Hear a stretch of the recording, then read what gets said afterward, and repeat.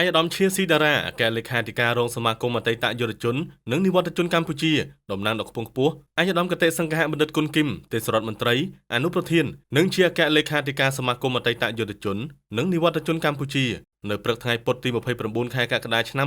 2026នេះបានអញ្ជើញជាអធិបតីក្នុងពិធីបណ្ដុះបណ្ដាលស្តីពីការងាររដ្ឋបាលនិងការងារបេឡាមរណសង្គ្រោះអនគរខេត្តព្រះសីហនុដោយមានការអញ្ជើញចូលរួមពីសមាជិកគណៈអចិន្ត្រៃយ៍អនគរថ្នាក់កណ្ដាលឧត្តមសេនីយ៍ត្រីនៅសំអល់ជាអនុប្រធានប្រចាំការអនគរខេត្តព្រះសីហនុក្រុមការងារលេខាធិការដ្ឋានគណៈកម្មាធិការអនគរខេត្តក្រុងស្រុកនិងសាខាអនគរឃុំសង្កាត់ប្រធានសាខាមូលនិធិជាតិជំនួយសង្គមខេត្តព្រមទាំងលោកស្រីជាមន្ត្រីជំនាញខេត្តព្រះសីហនុចំនួនប្រមាណ100នាក់ឯកឧត្តមឈៀស៊ីដារ៉ាបានលើកឡើងថាក្រោយពីបញ្ចូលអតីតយុវជននិងនិវត្តជនទៅក្នុងសមាគមតែមួយទើបថ្នាក់ដឹកនាំលេខាធិការដ្ឋាននៅតាមថ្នាក់នីមួយៗមានការកែសម្រួលជាថ្មីនិងវិសាលភាពការងារនៅថ្នាក់មូលដ្ឋានកាន់តែធំជាងមុននៅតាមក្រសួងស្ថាប័នមន្ទីរអង្គភាពជុំវិញខេត្តទើបថ្នាក់ដឹកនាំអនគរថ្នាក់កណ្ដាលសមាគមចាត់តាំងមន្ត្រីជំនាញរបស់អនគរចុះធ្វើបទបង្ហាញនិងបណ្ដុះបណ្ដាលពីរចនាសម្ព័ន្ធថ្មីទៅលើការងារពាក់ព័ន្ធនឹងការបញ្ចូលសមាជិកសមាគមជាពិសេសគឺការពង្រឹងការងាររដ្ឋបាលនិងការងារបេឡាមរណសង្គ្រោះអនគរដើម្បីឲ្យថ្នាក់ដឹកនាំ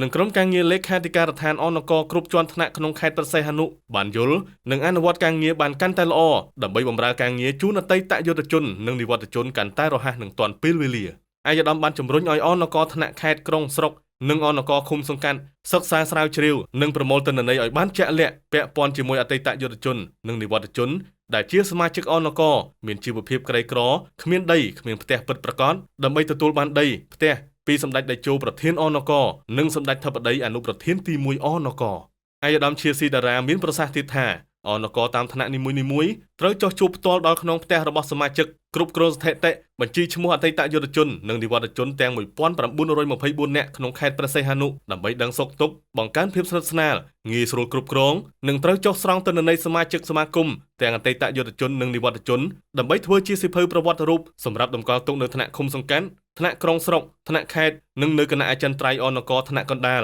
ដើម្បីដឹងច្បាស់ពីតម្រូវការនិងងាយស្រួលទំនាក់ទំនងជាមួយសមាជិកក្នុងឱកាសនេះដែរឯកឧត្តមឈៀស៊ីដារ៉ាបានបន្ថែមថាក្រុមការងារនៃគណៈកម្មាធិការអនគរខេត្តព្រះសីហនុគ្រប់ជាន់ថ្នាក់ទាំងអស់ត្រូវសិក្សាស្វែងយល់ពីការធ្វើបទបង្ហាញស្ដីពីការងាររដ្ឋបាលនិងការងារបេឡាមរណសង្គ្រោះដែលមានគ្រូឧទ្ទេសមានបទពិសោធន៍យូរឆ្នាំទៅលើការងាររដ្ឋបាលនិងបេឡាមរណសង្គ្រោះដើម្បីទទួលបានបទពិសោធន៍និងចំណេះដឹងក្នុងការអនុវត្តការងាររបស់សមាគមនិងបម្រើការងារជូនអតីតយុវជននិងនិវត្តជនបានទាន់ពេលវេលានិងកាន់តែមានប្រសិទ្ធភាពខ្ពស់